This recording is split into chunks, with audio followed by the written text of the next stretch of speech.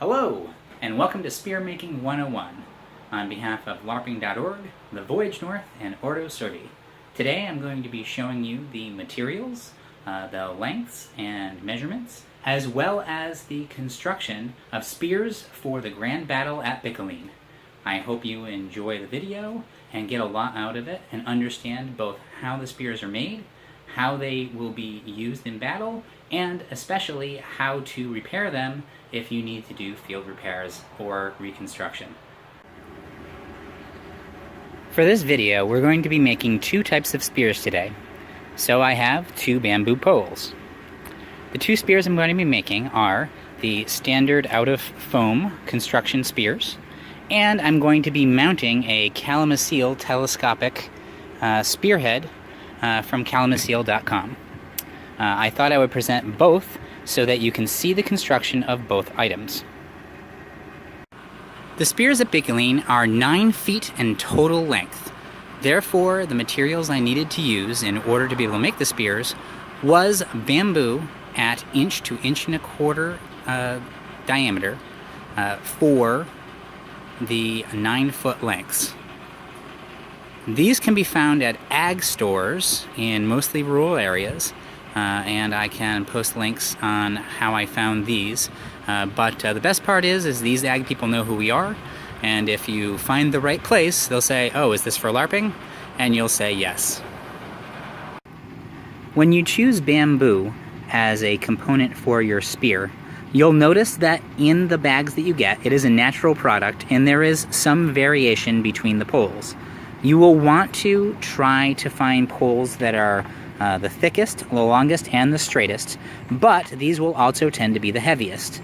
Sometimes the ones that have a slight taper can also provide you with additional lightness over the length of the 9-foot spear.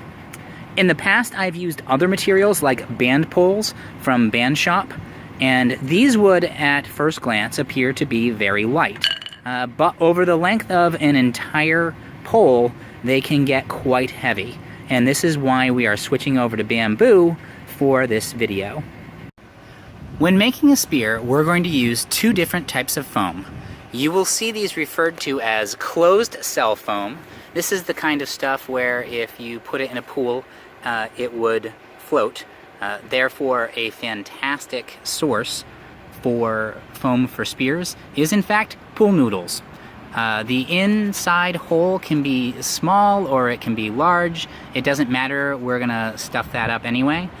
But the most important part is that it be closed cell and water resistant. We're gonna use a similar closed cell foam for lining the 3-foot end of the spear after the tip. This is going to be very basic, very thin, but it's going to provide some sort of protection for when you are swinging the spear around.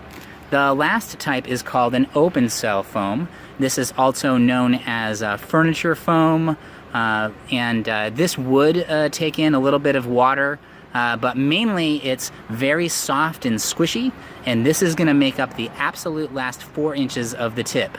And I get these genuinely at Joann's Fabrics or other types of places where you're finding construction and craft goods. Next up is tape.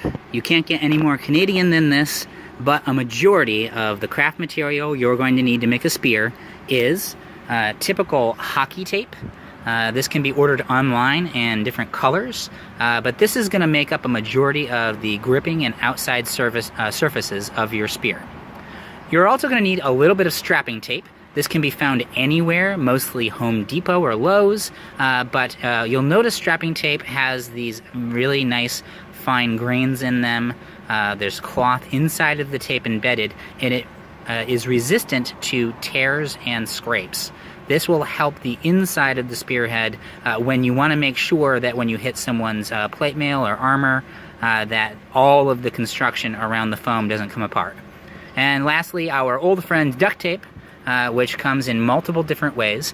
I will also say that more expensive duct tape tends to be heavier, and the less expensive brands, while cheap and will die eventually and sooner, and does not age very well, is exceptionally light. And this is not necessarily a bad thing for spear construction, since what you're looking for are the lightest materials possible. As an extra bonus for the construction, I'm going to be using cable ties. I find that cable tie help on top of the other types of things you can put inside of the spear are very useful, easy to do, and can provide a great value to the spear. The real trick of using cable ties is you need to make sure that for safety reasons you can't feel the nub of the tie anywhere. And we can do this in a number of ways, really easy to do after construction. So if any amount of the cable ties can be felt, you just need to make sure that that is padded with additional foam and then tape. Lastly, for good measure, I'm going to throw in a little information about having a good tape measure, having fantastic glue. I use contact cement from Weldwood. I get it at Home Depot. I also use it when I construct weapons using foam. It's an outstanding glue when you need to glue just about anything together. It is, however, a glue that takes a lot of work. It does not work quickly, and it takes a lot of patience. The basic idea of a spear is to have the closed cell foam be between 3 and 4 inches above the tip. So ultimately what we're going to have is a 9-foot total, and then we're going to have an additional 3 to 4 inches of open cell foam above that. So doing the math backwards, with 4 inches on top and at least 3 inches back, we're going to need to cut 9 feet minus 7 inches. Here's a little bit of flair. Once you've finished cutting the end, you can tape up the end any way you feel fit. Some people used to put pennies or dimes right at the edge in order to prevent when it comes through to have anything from cutting through the tape or the foam. But honestly, one hilarious thing that I found is that a little bottle cap can go right on the edge. Don't care, by the way, that it is thicker than a lot of the holes in me putting into the foam. But this, no one ever stabbed anybody with a bottle cap before, so this is one of the things I feel really safe about.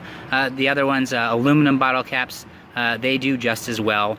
And believe it or not, once I finish taping around these sharp edges, they'll actually create a great escutcheon for us to be able to keep the head on the spear. So that's an important part of the element. So the next thing I'm going to do is I'm going to take this bottle cap, as silly as it sounds, and tape it right to the end of the spear.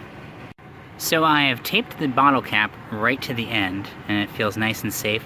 I put 2 pieces of hockey tape on it, one to just hold on a basic hold, and the other around the jaggy edges so that it was nice and soft around the edges. That's a great thing hockey tape is great for. And then over the top of that, I'm putting strapping tape. Again, it doesn't need to be pretty, it just needs to be super light. And this is going to be the thing that holds the spearhead on when people pull back and push back and forth on it. This, both ends of this escutcheon. So this is an important part of this. I would do this with cable ties, just creating some sort of ribbing that when you go to clamp down the spearhead, it has some sort of grab on the stick itself without making it dangerous. So that's what I've done here, and now I'm moving to the next step, which is creating the spearhead itself. I've marked out a 5-inch piece of the foam to use as the spearhead. Notice this will not be the full 4-inch diameter. I'll show you how I get there by the end of it. But this is going to be the basic head, including 2 inches back and 3 inches forward. That will provide the bulk of what will be the parts that we attach for the spearhead. There is one other element that I want to introduce that is going to be especially useful when we get to the 4-inch tip, and that is going to be a stocking of some sort. Next is how to put open cell foam into a spear. Some people have it open or have it duct taped down, but we at Bicolline learned a dirty secret. We learned it for Ordo Cervi specifically from our great friends, the White Lions, which is you find a pair of tights. Anything will do. You can get them at thrift stores. They'll practically give them away. But you cut up a pair of tights and you create a 10-inch long by 5-inch long closed cell foam, or sorry, open cell foam. This one is 2 inches. So what I'm going to do is I'm going to cut all but the last part down to here, and I'm going to fold it in half and then stick it in a sock. That's it. Now that I've stuck it in a sock, I've cut apart on both sides so that it's got about 1 inch or 2. This will stretch way out and is going to be a necessary part of when I put together the spearhead, creating both tension to keep the stocking on the spearhead and inside of the top of the open cell foam. Here we are again with the pro tip. I put 2 cable ties onto the edge of the end of the spear, because here's the facts, it's very slippery, and when I duct tape it down I don't want it to be too much movement, so I have these inside to act as a sort of ribbing. Once I tape it down, I want everything to stay very still. Alright? So here we are, I taped it on, and notice there's a little bit of flexibility. Notice there's about 3 to 4 inches of good flexibility before we get to the spearhead, where we have a full 4 inches of pop. So what I've done is I've taken the 7-inch spearhead, and I've put it so that I can slide that around and then tape that up. So then what we're going to have is 4 full inches above, plus the spearhead. And remember, there's still extra space here, and I'll show you what that looks like all taped up. But essentially, yep, I'm going to have to show how I just wrap that right around and tape that right in. So here we are now with the foundation of the spearhead. Notice I've taped it on one side right here. By the way, 1 duct tape length makes a fantastic eyeball measurement. And then there's the escutcheon, i.e. the bottle cap, and then the taped part. Now I even taped this a little bit tight so it's got a little bit more of a grip, but then it's attached directly all the way back to here, where I made sure I put some extra tape that was touching the bamboo pole. Again, you're going to want something back here that's going to prevent it from ripping right off. But I will tell you that both you want to make sure that pushing in and going out, that it's got nowhere to go. So the next 2 things I'm going to do is I'm going to make sure I tape this down directly to this area right here, so that it's not going anywhere, up or down. See, that's where that extra inch comes from, right here. And once I tape that down directly to the spearhead, then I'm going to take some additional closed cell foam, and wrap that around the outside, also creating a blanket for the top of the spearhead. That will bring the outside spearhead to 4 inches and will make a great tip looking thing. At which point you will have the necessary distance here, and the necessary distance here, and the width that you're looking for, but will also hold it in a pocket to keep it from wiggling about. So I'll show you how to do that next. So I have a piece of foam here. It's very similar to the foam that you'll find in foam mats. And I do have to stress this. There's a lot of plumbing and industrial grade foam out there. You want the cheapest, easiest to move. Like, you're not looking for something that's made for tear resistance. You want light. And the more air in it, the better. Remember that it's the duct tape that's keeping this all together, not the foam. So when you go to do this last part, what I'm going to do is I'm going to basically wrap this last part around and then duct tape this whole thing down so there is a taper back to the head. And there you have it. Now you have the 3 to 4 inches above the escutcheon, which is right about here. You have a really solid head and a great squishy killing tip. You can tape this down or make it look cool or paint it or do whatever satisfies you, but ultimately what you have is a really great compression right here, but a really light tip that is made very solidly. Remember, what we're going for is lightest possible because the fastest spear always wins. Now I'm just going to take the remaining 3 feet back along the spear length and cover that lightly with hockey tape and foam, and then we should be all set. And there it is. So now this is just, I will admit I did glue this down.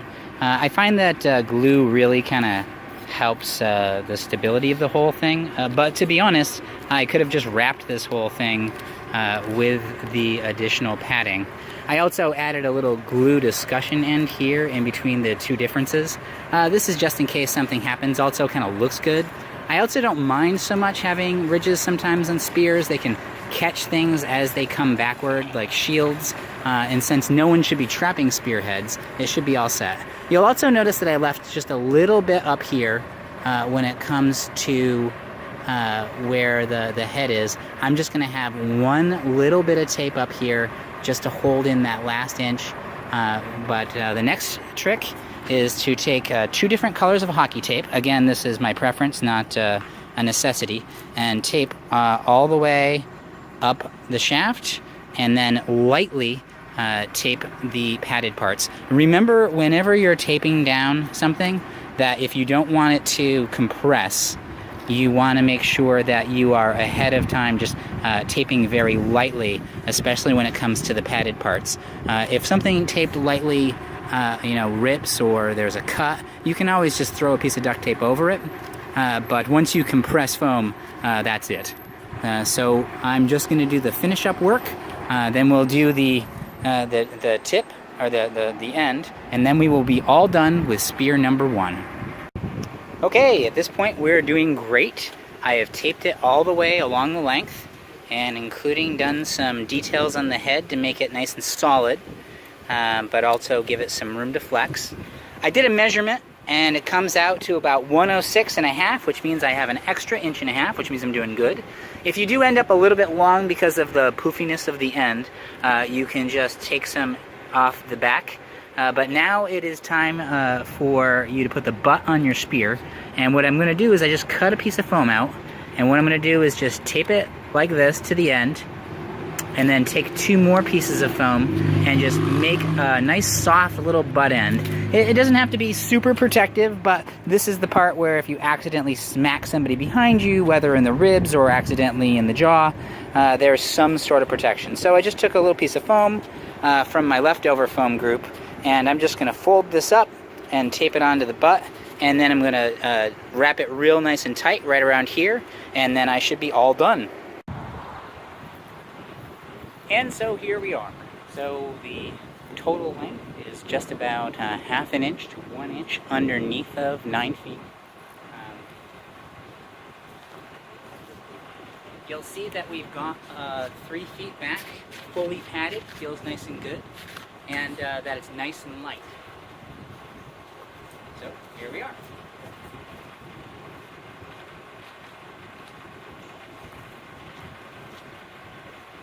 Next up is the Kalamazoo spear. Welcome to part 2, where I am going to mount a Kalamazoo spear to a bamboo head. Now, I don't want to get too deep into the physics of everything and talk about all the engineering, but essentially what I'm going to need to do with this is I'm going to need to cut straight down the edge so that I am basically creating 2 floppy bits.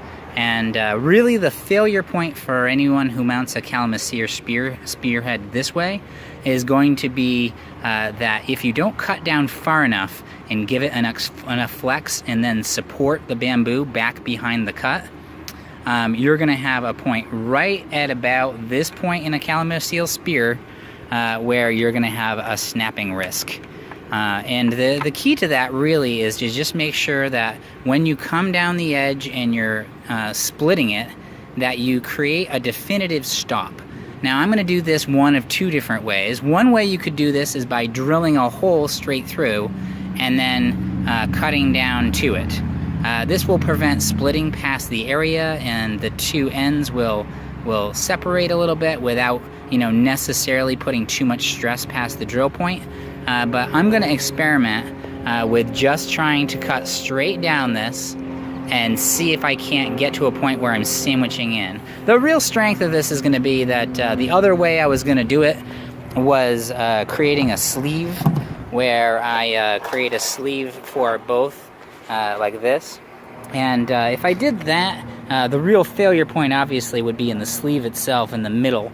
And also what I found is anything big enough to fit over the top of a Kalamazoo spearhead and the bamboo just made it too heavy. So I'm going to try the recommended mounting style for the Kalamazoo head, where I'm going to have this nearly all the way up, and we'll see if I can't make that productive, seal it up nice and tight, and make something relatively light. So here I am. I cut it kind of mishmashy, but down the middle-ish. I think ultimately this really won't make a huge difference. If I need to straighten it out, I'll shave some parts inside here. I'm going to clean up the edges a little bit, but what's most important is I cut back behind my measure line, because what I really expect is there's going to need to be an amount of split location between here and here, and I actually might work in a little bit of a circle here and drill in just so that the split, I'm just not sure if it's in the right place. I'm going to try inserting the head and see how much pressure I have right at this point, but this is the area that we're going to focus on once I do the mounting. So when you are done splitting a side down the center, and again this looks horrible, but when I get this taped up and fortified, it's actually going to feel really solid. The real trick here is to make sure that when you get it done, that the spearhead is pointing straight out from the bamboo. So the next thing I'm going to do is I'm going to take some cable ties, and I'm going to use some duct tape, and I'm going to tape this up nice and strong. The sweet part about this is there's none of the buildup from the previous build. It's all going to be straight, just mounting it straight to this. So in the event that I broke something, I would literally just split this down the center and tape it up, throw some padding down the center, and I'd be ready to start the next one. Again, when you have to do it like this, you're going to have some weaknesses, and obviously right here is the toughest point. So I'm just going to make sure that I build the heck out of this. So as you can see, I came really hard with the strapping tape on this, and frankly, it's outstanding. I did some cable ties up the edge, here, here, and here. And I think I'm going to do some tests on the head to see if I can pull it off, but I think what I've created, I probably should have put some friction on the inside, some sort of, not glue, but something to give it a little extra grab on the inside, and then I couldn't, just yank the head right off the top. But frankly, spears are not put through, too much endurance, front and back. So I think that for this, I'm just going to do one test on the head, and then I'm just going to add the insulation down the bottom and tape this sucker up, and I will be done. So there we are. I finished taping up this. I added a little extra to the bottom, though once I finished with the calculations, it appears I didn't actually need it, but that's something to think about when I'm coming down. But I did some special taping around this area, added some extra padding over the top of where I had the cable ties, and it is all set. So that is two Bicolline style spearheads, along with taping. I did the butt end of this one kind of in a similar fashion to this, and that is it. They are both at just a hair under 9 feet. You always want to leave a little bit of a difference for the marshals, and that should be it. So I hope you enjoyed this part. I will finish with a wrap up and a Q&A. Okay, so now that we've done two spears, I'm ready to do some Q&A. So here are some typical questions that people ask me about spear construction. Question number one, should I weight or weigh down or balance the weight of a spear? I really think that this is an opinion that goes into the I have opinions category. To be honest, what we have learned in the last 2 years is that really, as light as a spear can be, whether or not it's balanced is not going to make such a big deal. If it's nice and light and you can just get out there and get it to where you need it to be, your speed is going to depend more heavily on your ability, its lightness, and its profile being kind of small. That will have a larger impact, in my experience, than it would to have a counterweight. Also, remember, when you put a counterweight on something, you're making the weight of the whole object heavier. You have to move that in space, whether it's counterweighted or not. And I know the physics of it, but ultimately you're carrying the entire load. So it will reduce the speed as opposed to a whippier, faster spear. Should I use something different than the materials that I've used? I was making some pro decisions, adding some cable ties to the inside, adding tape in different areas. Frankly, by the time I get so good at making a spear that I make them all the same way, I'll be shocked. As you come together and just take all the foam and stuff and put together a spear, what really matters is that it's safe and that it's light. For giving that, you just have the materials to make it with. So if you're in the field and you just want to use duct tape and you don't have any strapping tape, that's great. That'll work just fine. Strapping tape just adds to the longevity. Those Calamacile, what's the difference between the Calamacile and the other one? Well, when I was done, I was actually surprised that the Calamacile doesn't make up quite as much weight as I thought it was going to. We're really going to wait and see after Grand Bataille this year as to what the largest difference is. I'm going to try to use that spear as much as possible, and I'm going to have Cinder working on the really light whippy one because it's just perfect for her.